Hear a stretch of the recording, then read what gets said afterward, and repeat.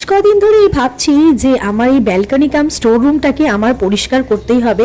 আমার এই পাখিগুলোর জন্য তো স্পেশালি, কারণ কি এদেরকে শুধু দূর থেকে খাবার দিয়ে যা হোক করে চলে যেতে হচ্ছিল। এটা অপরিষ্কারের জন্য আমি ওদেরকে ঠিকঠাক দেখতে পাচ্ছিলাম না, ওরা কখন আসছে, ওদেরকে কখন খাবার দেবো। তো এই দেখো ওইটুকু জায়গার মধ্যেই এত এত নোংরা বেরিয়েছে। তবে একটা ভালো কথা, আমার ডেডিকেশন দেখো, এত এত কাজ এও আমি ভিডিও করতে কিন্তু একদম ভুলিনি। এর জন্য তোমরা আমাকে একটা এক্সট্রা লাইক দিও, ঠিক আছে?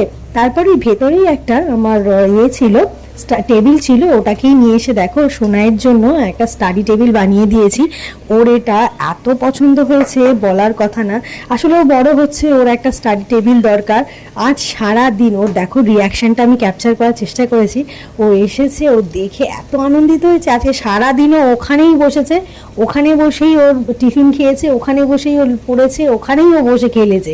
মানে যত খেলা ওর এত ভালো লেগেছে। তোমাদের কেমন লাগলো আমাকে অবশ্যই কমেন্টে জানিও। টাটা।